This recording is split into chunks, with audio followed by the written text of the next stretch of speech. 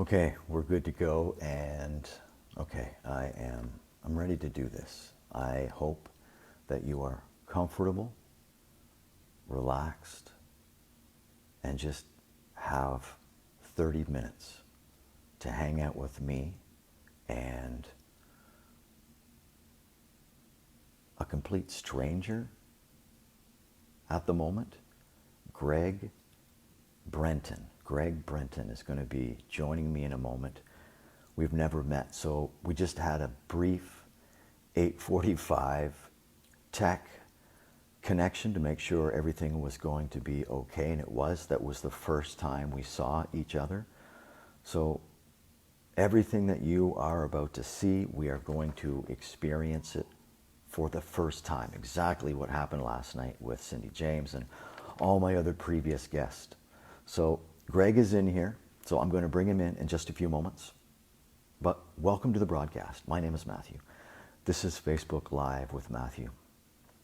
And I'm just having so much fun. I've always had fun doing this, but I'm really loving getting to know people from Nova Scotia.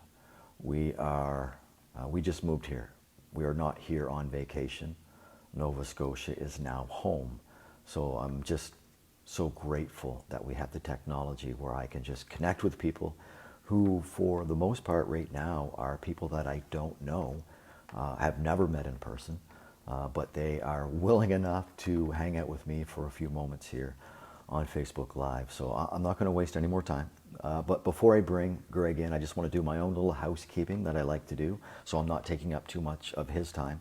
But I want to let you know right here in Halifax, it's a beautiful night, very stormy day here on the Atlantic coast.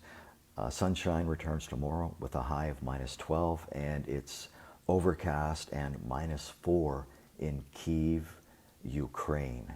I'm going to continue to let you know what the weather is like in that capital city of Ukraine.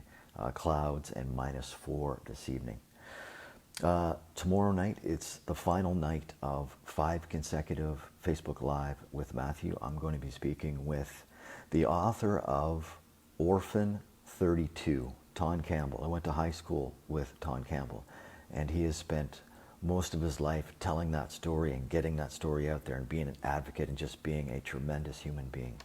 And I've had him on my show before when it was Matt TV. This is the first time he'll join me here live from Nova Scotia. So between now and then, if you're watching this live, I appreciate it. If you're watching this at your leisure, if it's before 9 o'clock Friday, Google Ton Campbell, or Ton Campbell, yes, but you could also Google Orphan 32 and just kind of get a little backstory about what he's going to be talking about tomorrow night.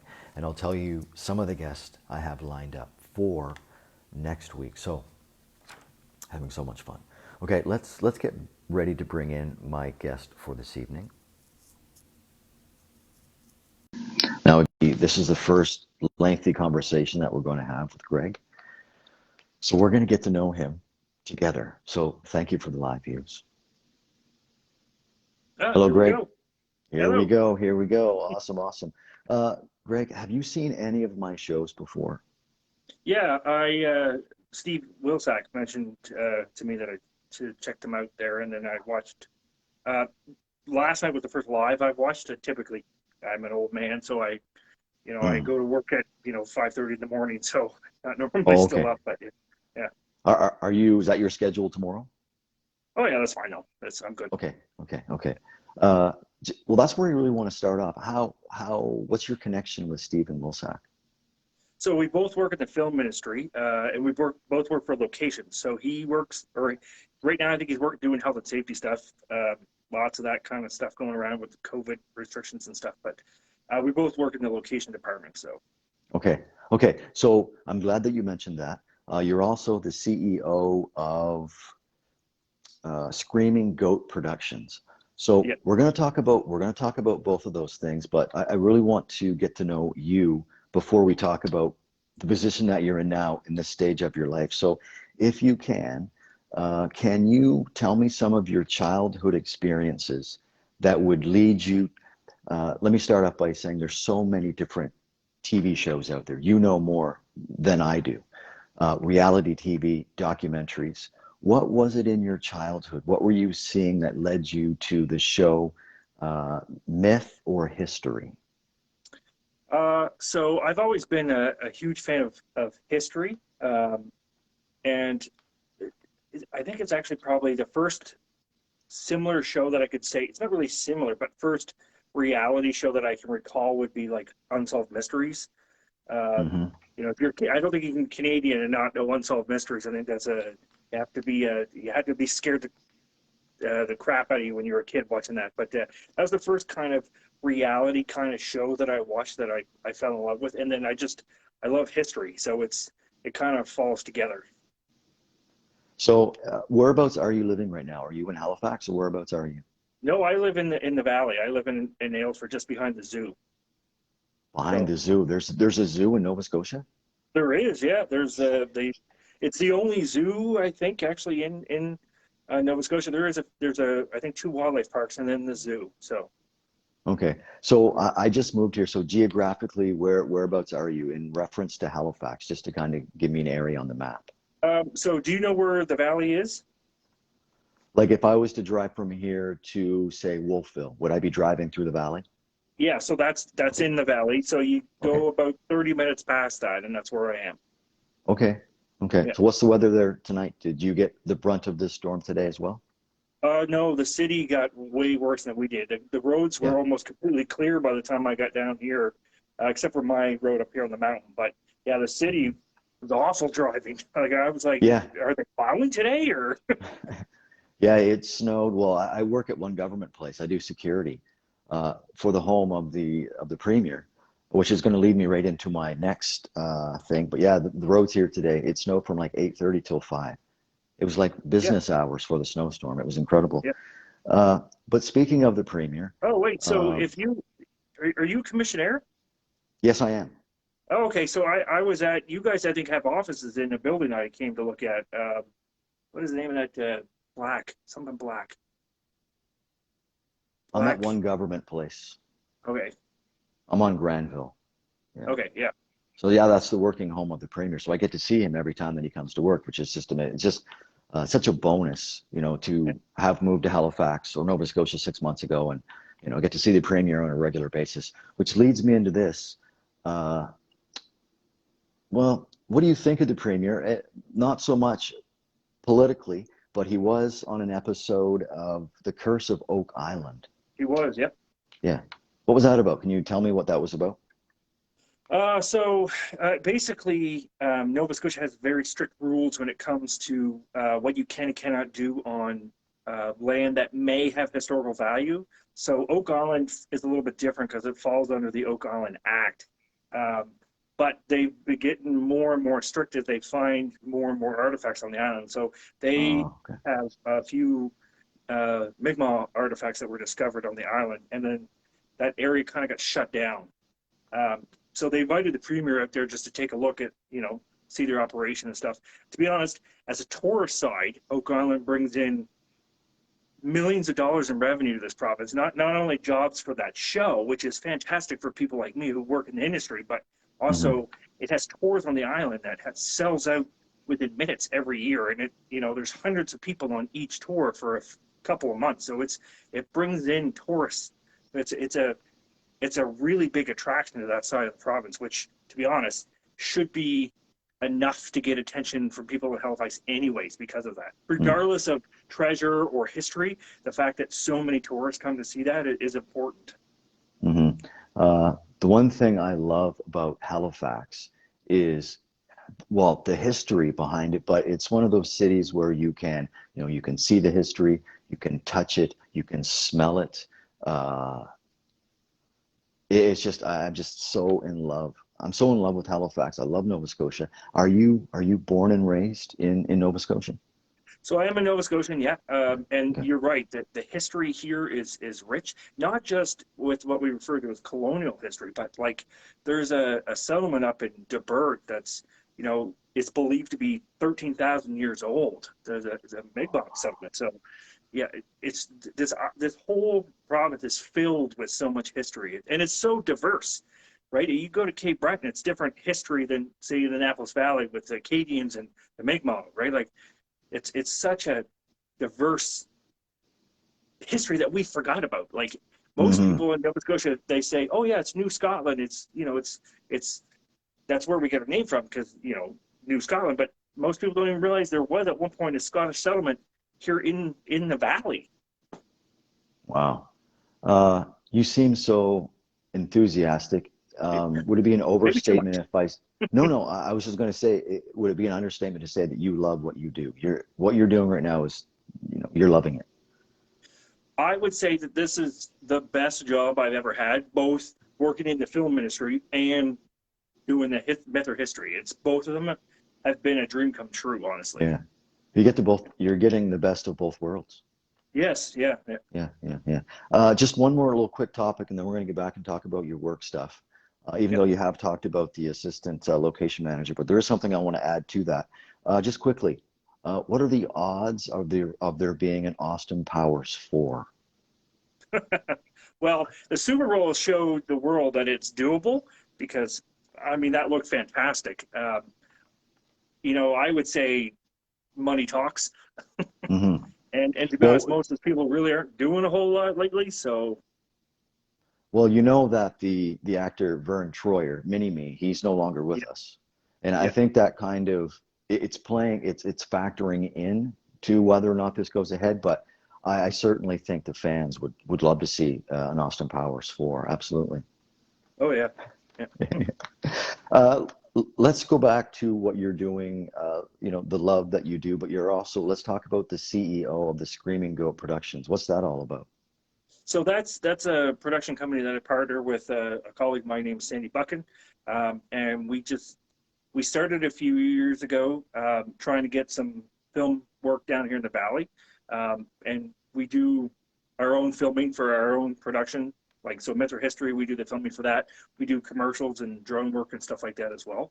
Uh, Nice, nice. Most of my time goes into my other full-time job for that stuff, but it's allowed us to upgrade equipment and stuff like that to increase our own show's value. Okay. Now, I know that in the film and television industry, you wear a lot of different hats. How did you, and the best way to climb up in the ranks is to do whatever you're asked to do, right? It just looks good on a resume. Uh, how did you get to a point where you're doing assistant location manager? And what is that like? Like, tell us Yeah, about that. so look, so the film industry has several different unions in the province that people can work at. If we have IATSE, ACTRA, we have the DGC, which is what I belong to. Then we have our camera union. And locations is kind of an entry level position when it comes to the DGC. It's kind of the starting spot. But I Hmm. also love talking with people. Um, Locations is kind of a weird thing. Uh, you're in the mud, you're setting up tents, you're changing garbages, you're you know doing heaters for actors and crew and getting air conditions going, and you're doing all this stuff and a lot of logistic stuff. But we also have to find locations. We have to set up, like the show I'm working on right now. We have to find period houses in 1830s, and we have to meet with people, and it's a front face to the company, and it's a very different kind of job because you have to wear many different hats in that, and it's very difficult for a lot of people. A lot of people don't like to talk to people, but they're okay with being on the set where location you're going to do both. Hmm. So, would it be fair to say that depending on what department you're in, you might have a different level of stress, obviously different demands, different deadlines? Oh yeah, the Yeah. honestly, the first couple days before and during filming is the most stressful time because everybody's getting their groove, but it's also the time I love the most. That's my favorite part of film, honestly, is that 2 days before and the 2 days of. That's because Hmm. so much goes wrong, but I love it. What's the longest day you've ever put in? 17 hours. Yeah. 17 hours. Yeah, and that was Wow. filming Chapelwaite. It was our last day in what we refer to as Jerusalem's Lot. I'm not sure if you're familiar with that show, but it's a Viking show or Viking show. It's a vampire show uh, that Adrian Brody started, and it's for the Epix channel. And it was the last day, and it was snowing, it was cold, it was miserable, it was December, and it was our last location, and we just had to get it done, and it was awful, but it was so great when it finally came out. Yeah. Uh, I want to talk about From.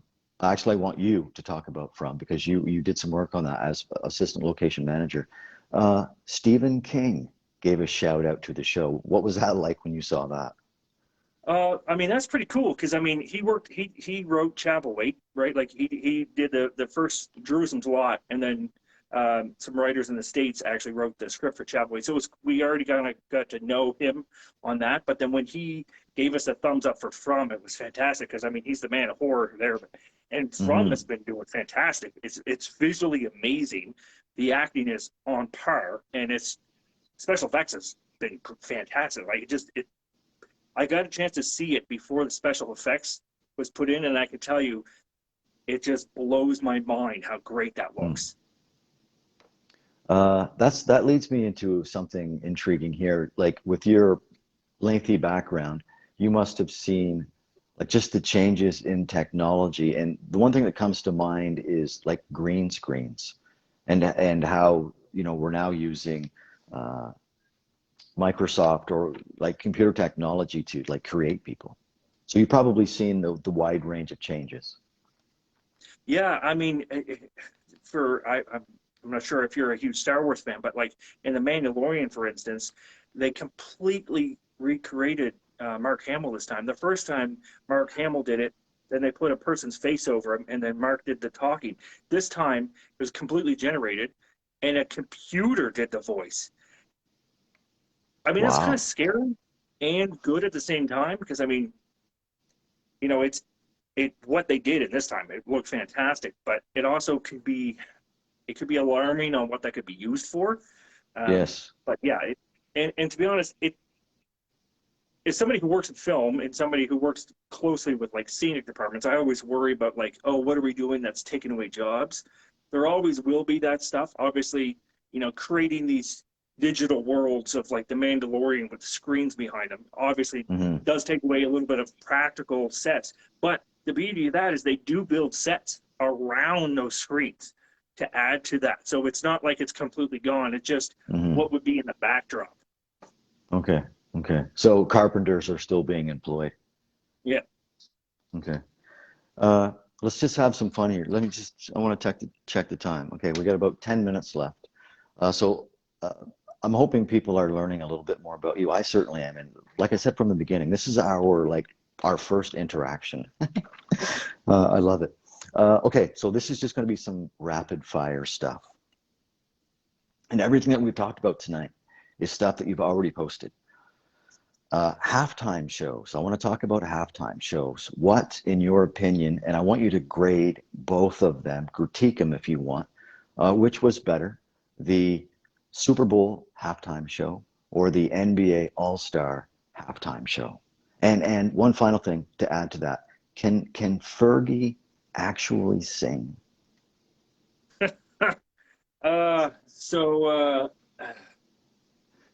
first off, this Super Bowl halftime, in my opinion, was the best Super Bowl halftime I've ever seen. Um, and I grew up in the '90s, so it was like reliving my childhood. Hmm. Hmm. Um, and Fergie, I'm assuming you're referring to the national anthem she sang a few years ago. That was just awful. I don't know. And no, I got a chance to actually watch the Black Eyed Peas in concert a few years ago, and it was the same thing. It was like, that's the problem when all you do is digitally change your voice, and then you go Yes. where that's not available. It's just, it takes away. You're, yeah, Yeah, you're not a yeah. big fan of auto tune, are you? I don't mind autotune Mm. if you go in there and you know that's what you're getting. What's the name of that singer with the tattoos on his face? Um, Uh, Post Malone. Post Post Malone Malone. has come right out and said that yes, I autotune. That's what it is. That's right. He's admitted, right? So I don't listen to his Mhm. songs going, he's the greatest singer of all time. I listen to the song, enjoying the music, Yes, but yes. but it's just what you know what you're getting into, right? Like when you go to watch a Black Eyed Peas song, you're like, who are these people singing? Or trying to sing. Yeah. Uh, what do people say you look better in? A bald cap or a toque? Oh, probably not a ball hat. I don't even think I look like good in a ball hat. Probably toque. Toque definitely Toque, looks more okay. professional, anyways. I got a couple nice toques that I wear when I'm location scouting. It's nice. It's nice to do that in the wintertime because you can just put on a jacket and a toque. And if you're messy Hmm. from doing other work when you're in locations, you can just cover it up with a jacket and a toque. Yes. Just a couple more things.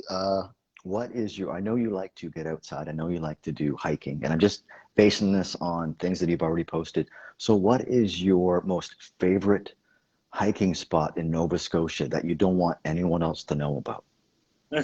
Except for now, I'll tell you. So Uh, Polly's Cove is a beautiful, beautiful spot, but there's always too many people. Every time I go there, it is packed with people. There's some hiking trails across the road of Polly's Cove, but then it's the same thing. You get in there and it's just full of people. Um, Now, I got a chance here 2 weeks ago to go down to Digby and do some hiking down there. And I got to tell you, that's the first time I've ever gone down to Digby and actually just like looked out at the water. Where I'm not sure if you're familiar with Digby at all, but it's got mhm. the jet of lands come in and then the water comes in between them, and it was just honestly breathtaking. Uh, and I definitely want to get that back down there this summer because I just didn't realize how beautiful it was. So I I think hope I it's don't called the come off Digby as Gut. being Yeah. Digby. So when you're at Digby, you're looking across the water. You can see the southern edge of New Brunswick. Is that what you're? Yes. Or, Yeah. oh, okay. I thought that body of water was much further apart. Okay, well Well, that's no, no, amazing because sorry. I'm What I'm originally referring from to right now, it's the Digby Neck. So you got two pieces of land that come in, and then you've got the harbor of Digby in the center. But Oh, so I okay. was standing on here and looking across to the land on the other side, which is still Nova Scotia. But Okay, yeah, I see what you mean. I see what yeah, you mean. Okay, yeah. okay. Excellent. Are you having fun? Oh yeah, yeah. This is okay. Okay. This is going to be the final thing. Just let me check the time here. Oh, perfect. Okay, this is the final thing, and I just created this tonight, and I call this uh, the four-door option. So here's how it works. Right now, you are just visualize in your mind. You're looking at four doors, and behind each of those doors is a task. If you choose, say, door three, and you do that task, you get $100,000. But if you pass on it and decide to choose another door and think, okay, I'll do that, you can choose it, but you get docked $25,000 each time. You understand? Hmm. Okay. So you have four doors. So I'm not going to reveal what's behind the doors until you choose one. And these are actual things. So what do you want to do? What would you do for $100,000? It's behind one of the doors. I go door three. Take a little risk with life. Door three. So for $100,000, uh, you The have whole to go decision on a value.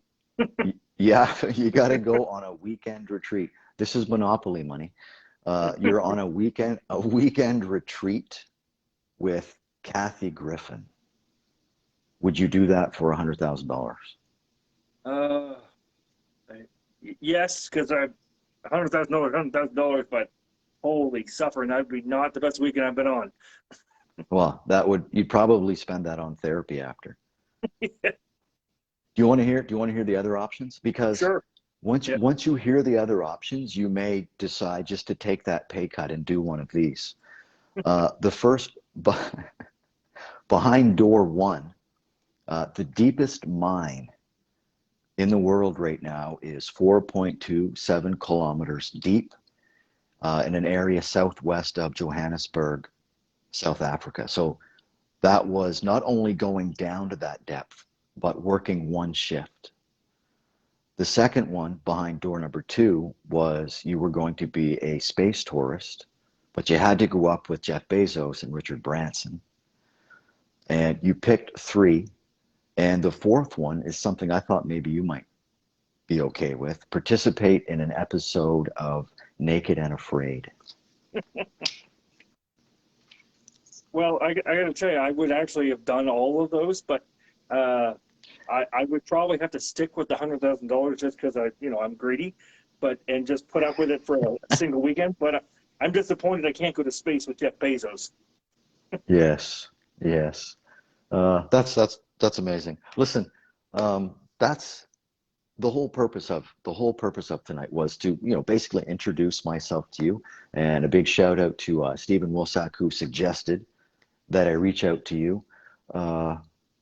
And I don't think anything that you said tonight would warrant a Facebook violation on your part. Can you just explain to me? Let's close up with that, because I know people who go to Facebook jail. Oh, If you could address Mark Zuckerberg right now and plead your case on the last time you got thrown out of Facebook, what would you say to him? Well, to be honest, it's not so much getting in jail. It's just that when you get in jail for something and there's no real appeal. You can appeal sometimes, and it's an automated system. So twice I got suspended recently for something that I commented 4 years ago. And then another time was here, I think in 2020, when the whole drink the Clorox or whatever, and I said, "Oh, do you idiots really think that drinking bleach is going to cure COVID?"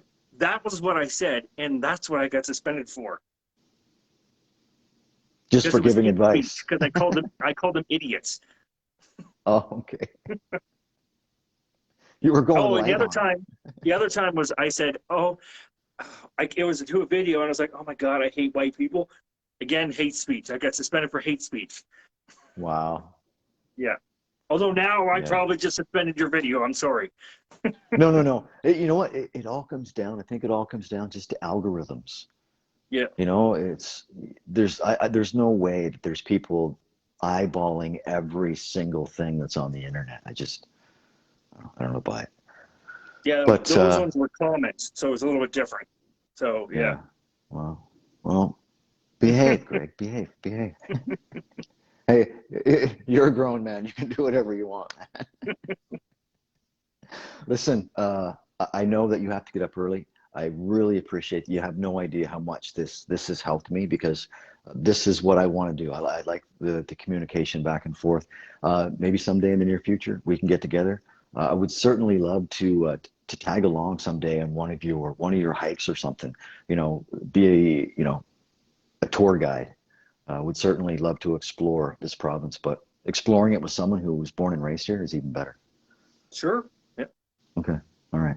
I'll probably talk too much about history to bore you, but it is what it is. No, you could never bore me with history. I just absolutely love it. It's like I said, just so fortunate and grateful to be calling Halifax home. So it was a pleasure to talk to you tonight, Greg.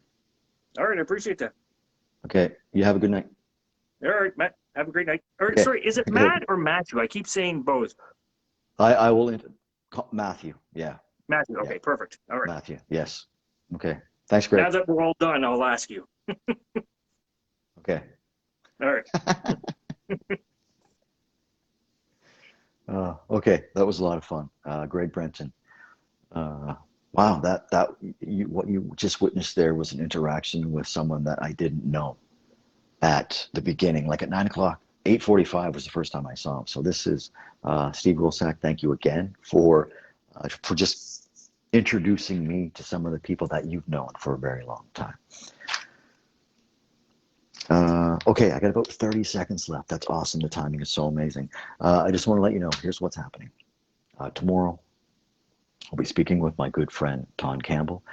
Google Orphan 32. Tomorrow night will just be, I'm just going to let him talk tomorrow night, because he's really good at it, and he has a remarkable, tremendous story that he'll share with you tomorrow night. And looking forward to next week.